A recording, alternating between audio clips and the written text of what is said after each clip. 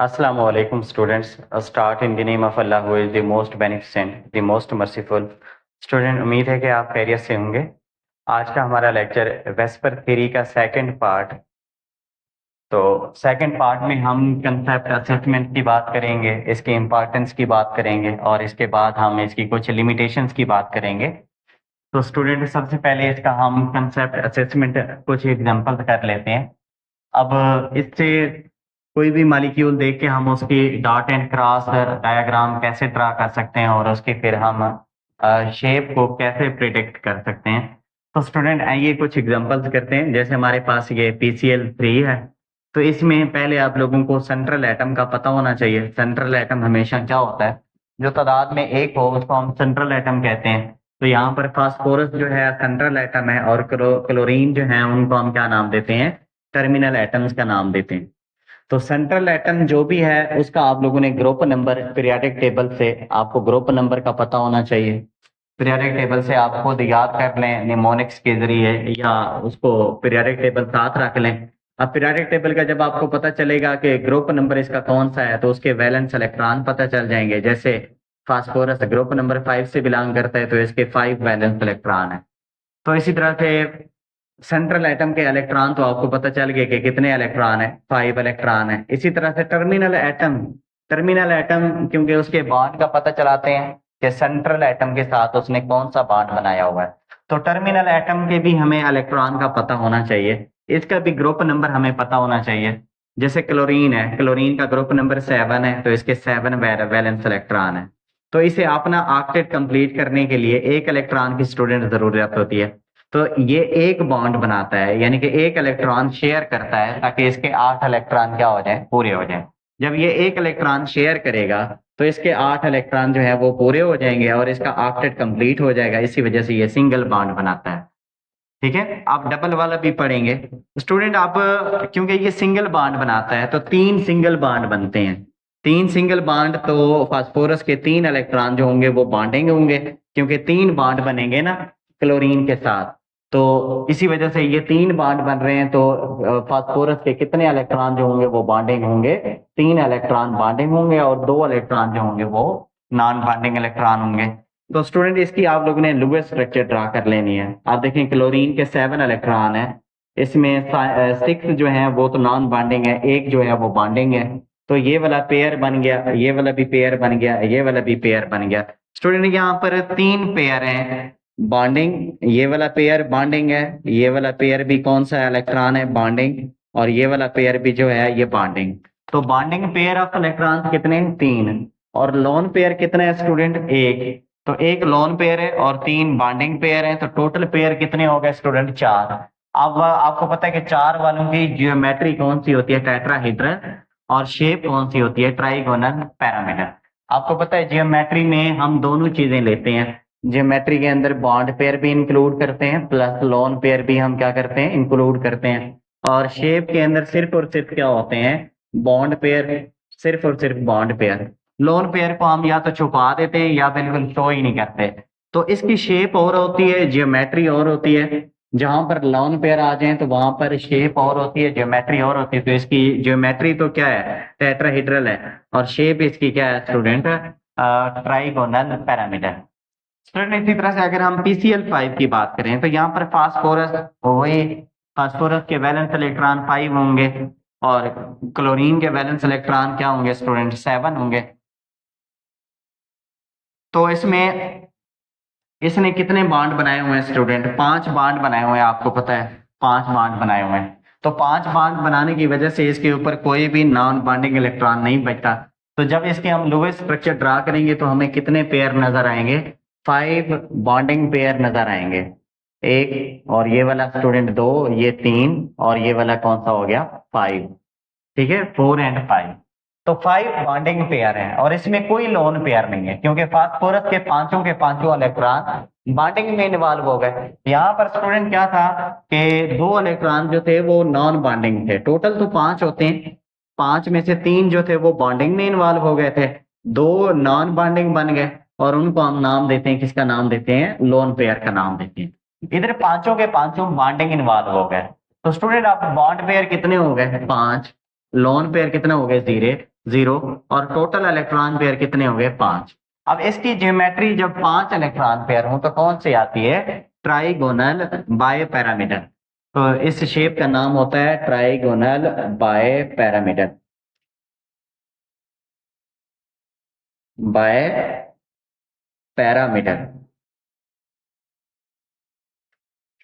बायपैरामीटर।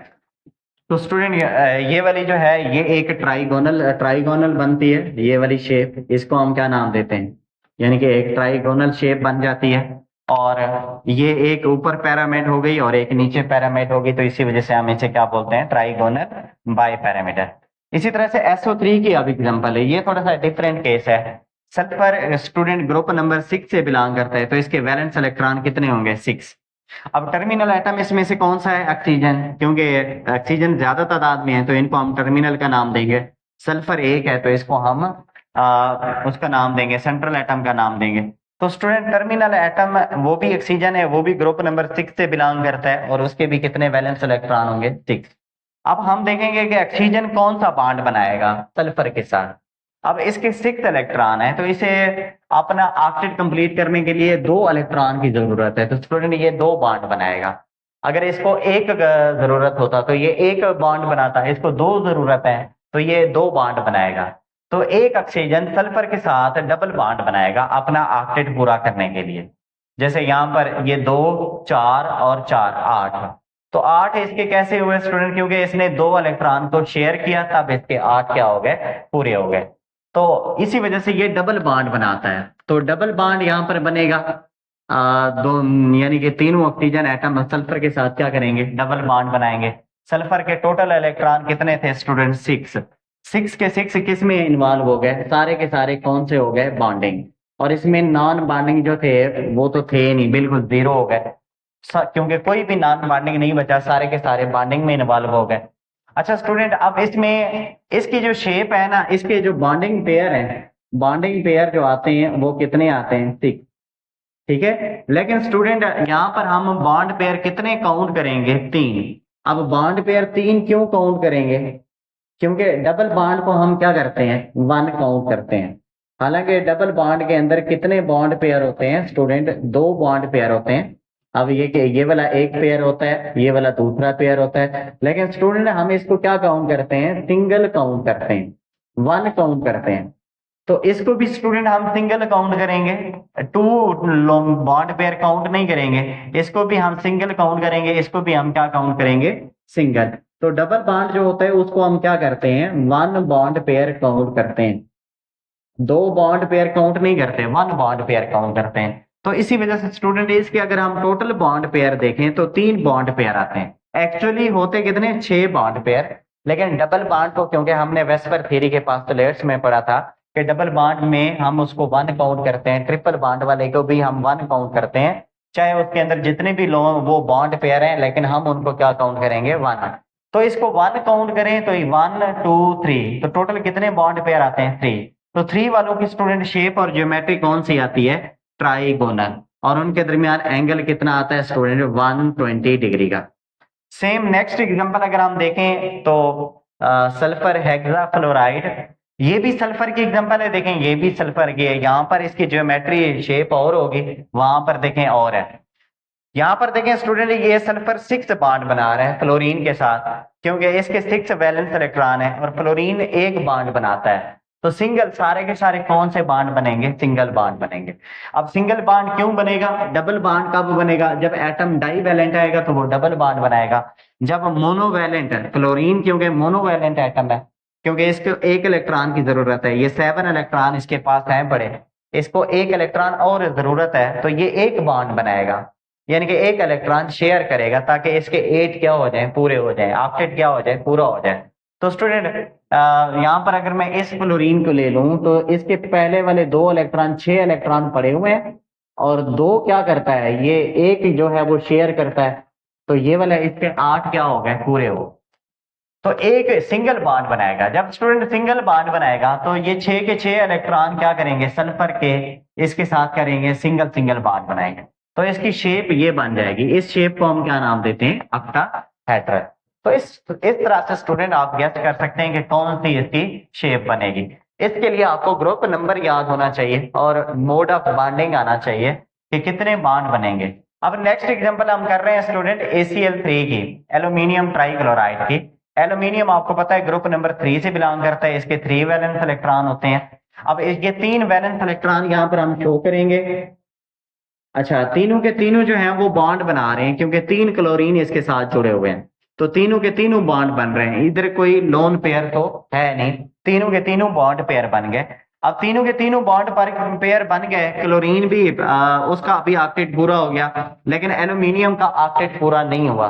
देखें ये कितने इलेक्ट्रॉन टोटल एल्यूमिनियम के हो गए, 2 2 4 और 2 स्टूडेंट 6। तो एल्यूमिनियम 3 बॉन्ड पेयर हैं और तीनों के दरमियान एंगल क्या होगा, 120 डिग्री। 120 डिग्री, तो इसकी शेप का क्या नाम होगा, ट्राइगोनल। स्टूडेंट जहां पर लोन पेयर नहीं होते उनकी शेप और ज्योमेट्री सेम होती है। शेप भी इसकी क्या है, ट्राइगोनल, ज्योमेट्री भी क्या है, ट्राइगोनल। शेप और ज्योमेट्री में तब फर्क आता है जब कोई ना कोई लोन पेयर इन्वॉल्व हो। देखिए इसकी ज्योमेट्री और है, शेप और है। तो जहां पर लोन पेयर ना हो उसकी ज्योमेट्री और शेप क्या होती है, सेम। जैसे यहाँ पर इसकी ज्योमेट्री और शेप सेम है क्योंकि यहाँ पर लोन पेयर नहीं है, यहाँ पर भी कोई लोन पेयर नहीं है तो इसकी ज्योमेट्री और शेप सेम है। यहाँ पर भी कोई लोन पेयर नहीं है, इसकी ज्योमेट्री और शेप क्या है, सेम है। स्टूडेंट अब ये वाले जो यहाँ पर आप कहेंगे सर ये वाले टोटल इलेक्ट्रॉन जो बन रहे हैं, ये 4 और ये 4 और ये 4, टोटल इलेक्ट्रॉन क्या कर रहे हैं, 12। तो सल्फर के तो 12 इलेक्ट्रॉन हो गए, तो इसका ऑक्टेट क्या हो गया, एक्सपैंड हो गया। तो इसके ये एक्सपेंडेड ऑक्टेट की एग्जांपल है, ये भी और ये वाली भी स्टूडेंट एक्सपेंडेड ऑक्टेट की है क्योंकि 5 बॉन्ड पेयर हो गए ना। 5 बॉन्ड पेयर के इलेक्ट्रॉन कितने बन जाते हैं, 10 इलेक्ट्रॉन। तो ये भी एक्सपेंडेड ऑक्टेट है कि फास्फोरस के टोटल इलेक्ट्रॉन कितने हो गए, 10 हो गए। तो ये ऑक्टेट जो है वो एक्सपैंड कर गया है। यहाँ पर सल्फर के टोटल इलेक्ट्रॉन कितने हो गए, 12। तो इसका भी ऑक्टेट क्या कर गया, एक्सपैंड। और ये डेफिशिएंट है, इसकी डेफिशिएंट कंपाउंड है, इसका ऑक्टेट कंप्लीट नहीं है। अभी कितने बॉन्ड पेयर हैं स्टूडेंट, 3 बॉन्ड पेयर हैं। तो 3 बॉन्ड पेयर के आपको पता है इलेक्ट्रॉन कितने बनते हैं, 6 इलेक्ट्रॉन बनते हैं। तो अभी इसका ऑक्टेट पूरा नहीं हुआ और ये क्या कहलाता है, इलेक्ट्रॉन डेफिशिएंट कंपाउंड। इसका नेक्स्ट पार्ट, जब हमारे पास कोई आइंस गिवन हो, जैसे अमोनियम आइन है या एल्यूमिनियम टेट्राक्लोराइड है, तो उसकी हम स्ट्रक्चर कैसे एक्सप्लेन कर सकते हैं।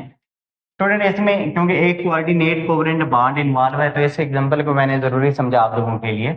अब यहाँ पर भी हम सेंट्रल एटम को देखेंगे, जैसे यहाँ पर सेंट्रल एटम आपका नाइट्रोजन है, ग्रुप नंबर 5 से बिलोंग करता है, तो उसके वैलेंस इलेक्ट्रॉन कितने होंगे, 5। और इसके साथ जो टर्मिनल एटम अटैच है वो है हाइड्रोजन और वो मोनोवैलेंट है, यानी कि सिंगल बॉन्ड बनाता है। तो 3 तो ये सिंगल सिंगल बॉन्ड बनाएंगे और एक एक इलेक्ट्रॉन शेयर करेगा, नाइट्रोजन भी और एक एक हाइड्रोजन भी। लेकिन ये चौथा बॉन्ड जो है स्टूडेंट ये कुछ अलग ही तरीके से बनता है। अब नाइट्रोजन के 5 इलेक्ट्रॉन जो हैं, 3 उनमें से सिंगल सिंगल शेयरिंग करते हैं और एक जो है वो कंप्लीटली डोनेट किया जाता है, जिसको हम कोऑर्डिनेट कोवेलेंट बॉन्ड का नाम देते हैं। अब इसमें ये वाला पहले अगर ये हाइड्रोजन स्टूडेंट ना होता तो ये लोन पेयर कहलाता, तो 3 बॉन्ड पेयर होते और एक लोन पेयर होता। लेकिन अब क्योंकि ये भी बॉन्डिंग में इन्वॉल्व हो गया है, कोऑर्डिनेट कोवेलेंट बॉन्डिंग के, और ये हाइड्रोजन शेयर नहीं कर रहा है, ये सिर्फ इसको एक्सेप्ट कर रहा है। और इस एटम को हम कोऑर्डिनेट कोवेलेंट बॉन्ड में क्या कहते हैं, डोनर, और इसको हम क्या कहते हैं, एक्सेप्टर। तो स्टूडेंट ये भी अब क्या बन गया, बॉन्ड पेयर बन गया। तो यहाँ पर बॉन्ड पेयर कितने हैं, 4। जहां पर 4 बॉन्ड पेयर होते हैं वहां पर उसकी शेप या ज्योमेट्री क्या होती है, टेट्राहेड्रल। अब इन दोनों की शेप और ज्योमेट्री सेम है क्योंकि सारे के सारे जो हैं वो बॉन्ड पेयर हैं। नेक्स्ट वन स्टूडेंट, हम इसकी इंपॉर्टेंस के बारे में बात करते हैं। सबसे पहले इंपॉर्टेंस है मॉलिक्यूलर स्ट्रक्चर। जो वेस्पर थ्योरी है हमें वो मॉलिक्यूलर स्ट्रक्चर के बारे में बता देती है, कोई भी ड्रग है तो जब हम उसे मॉलिक्यूलर स्ट्रक्चर को स्टडी कर लेते हैं, जैसे एग्जांपल है हमारे पास सिस्प्लाटिन। सिस्प्लाटिन एक एंटी कैंसर ड्रग है, इसकी अगर हम मॉलिक्यूलर स्ट्रक्चर देखें तो स्क्वायर प्लेनर आती है। स्टूडेंट इस स्ट्रक्चर की क्या इंपॉर्टेंस है, इसमें बाइंडिंग में, एंजाइम के साथ बाइंडिंग में इंपॉर्टेंस है, यानी कि एंजाइम उस एंजाइम के साथ ये बाइंड होगी जिसकी ज्योमेट्री जो है एंजाइम के साथ मैच करेगी। जैसे एंजाइम्स के साथ इसकी ज्योमेट्री मैच करेगी, उसी एंजाइम्स के साथ ये क्या करेगी, बाइंड करेगी। बाकी एंजाइम्स के साथ ये बाइंडिंग नहीं कर सकती। तो सिलेक्टिव एंजाइम्स के साथ क्या करती है, बाइंड करती है। तब इसकी एफिशिएंसी जो है वो इंप्रूव हो जाती है, यानी कि ये सिलेक्टिव एंजाइम्स के साथ बाइंड होती है और सिलेक्टिव सेल्स तक पहुंचती है। इसी वजह से इसकी एफिशिएंसी क्या होती है, स्ट्रक्चर की वजह से, ज्योमेट्री की वजह से इंक्रीज हो जाती है। सेकंड स्टूडेंट, ये हमारी बॉडी के अंदर ड्रग्स डिलीवर कैसे होती हैं। डिलीवर होने के लिए हमें दो मैकेनिज्म पढ़ने पड़ते हैं। एक को नाम देते हैं फार्माकोकाइनेटिक और दूसरे को हम नाम देते हैं फार्माकोडायनामिक।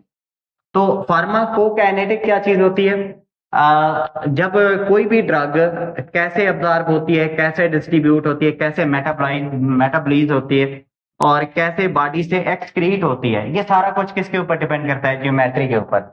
स्टूडेंट, क्योंकि ये अब्जॉर्ब करवाने वाले, डिस्ट्रीब्यूट करवाने वाले, मेटाबॉलिज्म करवाने वाले या एक्सक्रीट कराने वाले बॉडी से हार्मोन्स होते हैं, लाइपोसोम्स होते हैं। तो ये उनकी ज्योमेट्री के ऊपर साथ जिसके साथ मैच करेगी वही इसको क्या करवाएंगे, डिस्ट्रीब्यूट करवाएंगे। सिलेक्टिव पोर्शन पे डिस्ट्रीब्यूट करवाएंगे, हर जगह डिस्ट्रीब्यूट नहीं करते। जहां पर जो सेल्स इफेक्टिव होते हैं वहां तक ये क्या होती है, डिस्ट्रीब्यूट होती है। अब स्टमक के अंदर आपको मसला है तो स्टमक में डिस्ट्रीब्यूट होगी, ब्रेन में मसला है तो ब्रेन में जाके डिस्ट्रीब्यूट होगी। अब ये सिलेक्टिव प्रोटीन्स या सिलेक्टिव एंजाइम्स इसको क्या करते हैं, डिस्ट्रीब्यूट करवाने में उस जगह यानी कि डिस्ट्रीब्यूट करवाते हैं जहां पर इसकी जरूरत होती है। अब फार्माकोडायनामिक्स क्या होती है स्टूडेंट, यानी कि हमारी बॉडी के अंदर ये किस तरह से इंटरेक्ट करती है, सेल्स के साथ किस तरह से इंटरेक्ट करती है, उसको हम फार्माकोडायनामिक्स कहते हैं। इसमें एक एग्जांपल है ब्लड ब्रेन बैरियर।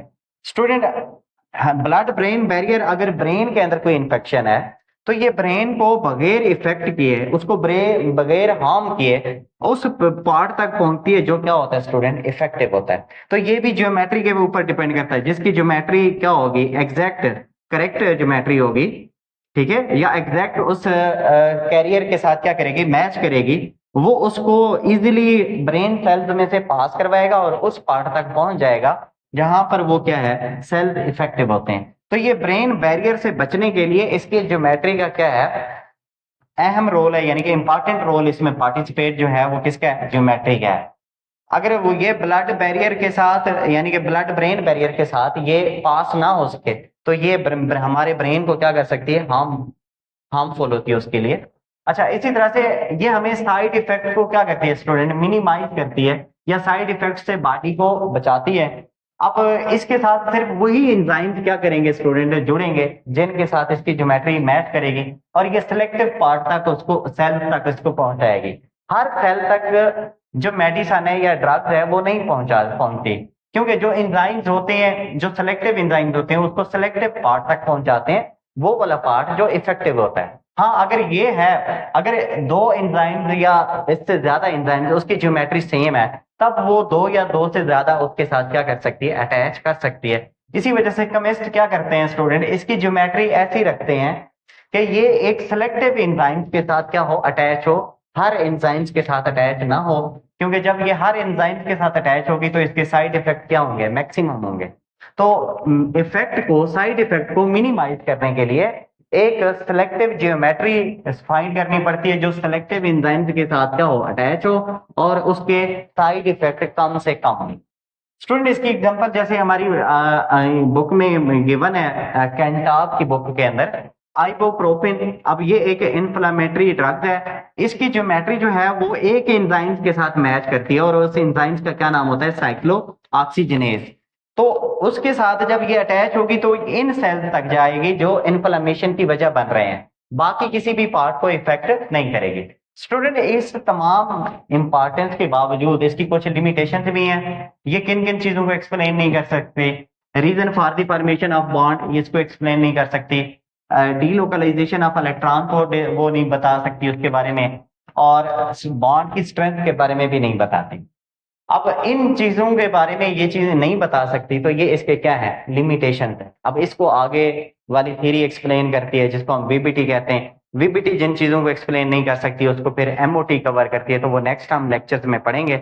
आज का लेक्चर हमारा यहाँ तक था। स्टूडेंट, आप लोगों से रिक्वेस्ट है कि चैनल को सब्सक्राइब किया करें, अगर आपको अच्छा लगता है तो अपने दोस्तों तक शेयर भी जरूर किया करें। इंशाल्लाह नेक्स्ट लेक्चर में मिलेंगे, तब तक अल्लाह हाफ़िज़।